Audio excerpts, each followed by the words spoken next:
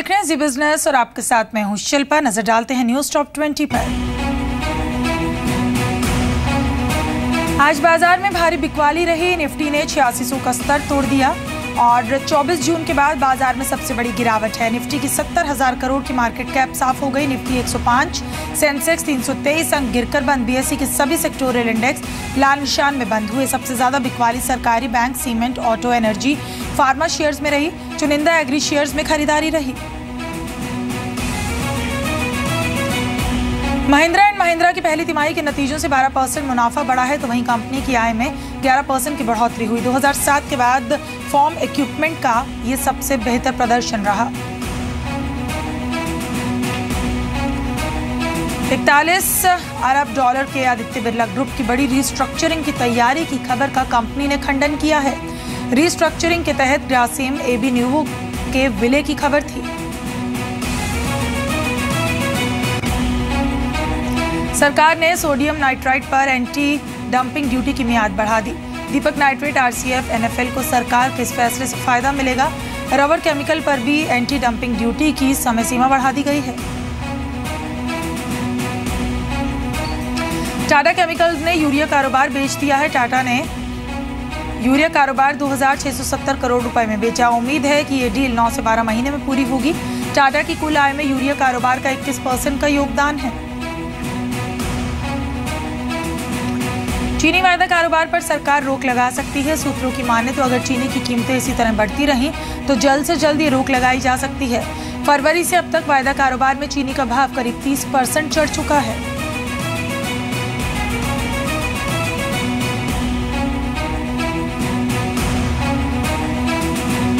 US में खराब आर्थिक आंकड़ों से आज सोने चांदी की कीमतों में तेजी देखने को मिली। जहां एमसीएक्स पर सोना करीब 200 रुपए बढ़ा, तो वहीं चांदी में करीब 800 रुपए की तेजी देखने को मिली।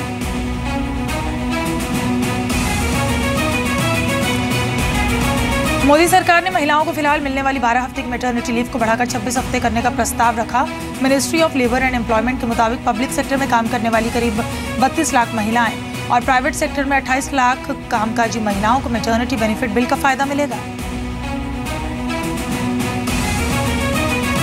महिलाओं को फैक्ट्री में नाइट शिफ्ट करने का अधिकार दिलाने वाले बिल को आज श्रम मंत्री बंडारू दत्तात्रेय ने लोकसभा में पेश कर दिया।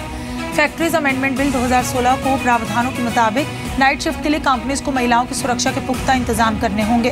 कंपनीज के रेस्ट रूम, बच्चों की देखभाल के लिए क्रैच और कैब की सुविधा मुहैया करवानी होगी। प्रावधान कम से कम 40 वर्कर्स वाली फैक्ट्रीज पर लागू होंगे और इस बिल में काम के घंटे बढ़ाने और उसके एवज में ओवर टाइम देने का भी प्रावधान है।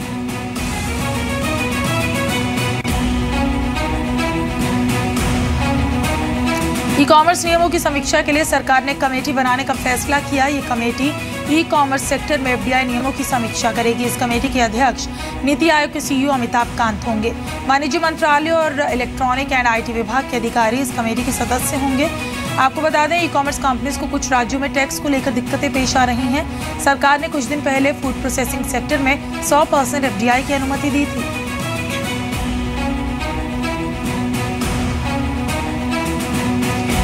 सरकार जल्दी एथेनॉल की कीमत को ग्लोबल मार्केट से लिंक करने जा रही है। सरकार ने 2014 में एथेनॉल की 48 रुपये 50 पैसे से 49 रुपये 50 पैसे प्रति लीटर के बीच कीमत तय की थी। एथेनॉल की कीमत पेट्रोल की मौजूदा उत्पादन कीमत से 20% ज्यादा है।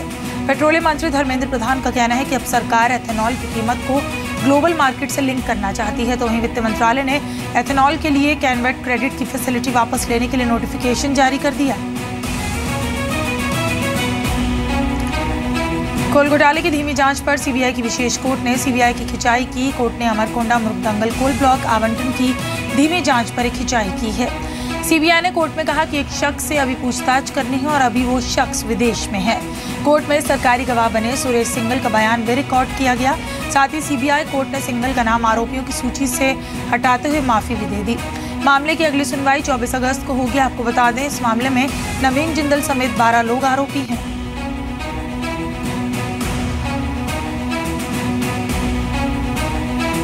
मुंबई में अब तक के सबसे बड़े किडनी रैकेट का भंडाफोड़ हुआ। पुलिस ने मुंबई के मशहूर एचएल हीरानंदानी अस्पताल में चल रहे अवैध किडनी रैकेट का खुलासा किया।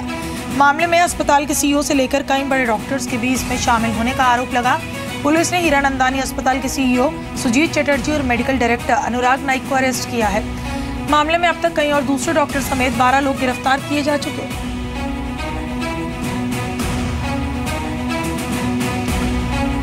कश्मीर में हिंसा पर राज्यसभा में चर्चा हो रही है। थोड़ी देर में सरकार की ओर से गृह मंत्री राजनाथ सिंह कश्मीर पर बयान देंगे। इससे पहले सदन में विपक्ष के नेता गुलाम नबी आजाद ने चर्चा की शुरुआत की। आजाद ने कश्मीर के बहाने पीएम और सरकार पर निशाना साधा और कहा कि जहां जहां मौजूदा सरकार के पैर खड़े हैं वहां आग लगी है।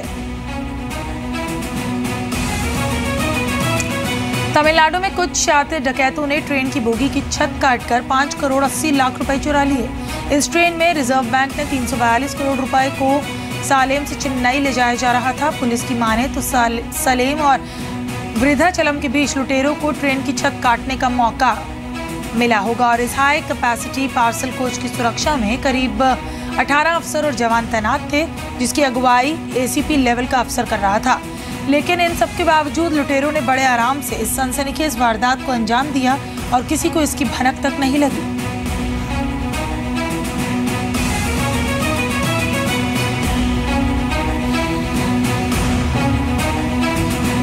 पीएम मोदी की कड़ी चेतावनी के बावजूद गौरक्षा के नाम पर लोगों पर जुल्म थमने का नाम नहीं ले रहा।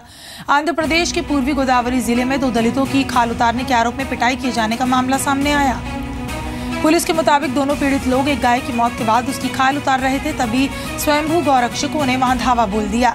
पहले इन्हें पेड़ से बांधा गया और फिर गाय की चोरी का इल्जाम लगाकर डंडे और लोहे के रॉड से इनकी पिटाई कर दी। 15 अगस्त पर दिल्ली में आतंकी हमले का खतरा है। खुफिया एजेंसीज ने दिल्ली में आतंकी हमले का अलर्ट जारी किया। दिल्ली में आतंकी आर्मी के ट्रक या पुलिस की बड़ी गाड़ी के जरिए वारदात को अंजाम दे सकते हैं। सड़कों और पार्किंग में लावारिस खड़ी गाड़ियों पर पुलिस खास नजर बनाए हुए है। आतंकी संगठन जैश ए मोहम्मद ने आतंकियों की भर्ती और ट्रेनिंग के लिए पाकिस्तान में कई नए सेंटर बनाए। खुफिया एजेंसीज के हवाले से बड़ी खबर आ रही है। जो जानकारी अब तक सामने आई उसके मुताबिक पाकिस्तान की खैबर पख्तूनख्वा, बालकोट, कोहाट और हजारा में आतंकियों की भर्ती के लिए नए दफ्तर खोले हैं।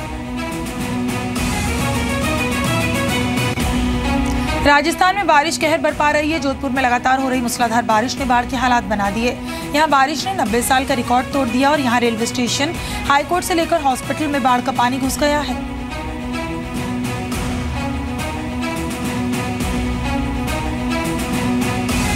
रियो ओलंपिक के चौथे दिन भारत के लिए हॉकी के मैदान से खुशखबरी आई। 36 साल बाद भारतीय हॉकी टीम का ओलंपिक के क्वार्टर फाइनल में पहुंचना करीब करीब तय हो गया। ग्रुप स्टेज की तीसरे मुकाबले में शानदार खेल का प्रदर्शन करते हुए भारत ने अर्जेंटीना को 2-1 से हराकर प्लेऑफ मुकाबलों के लिए दस्तक दे दी है।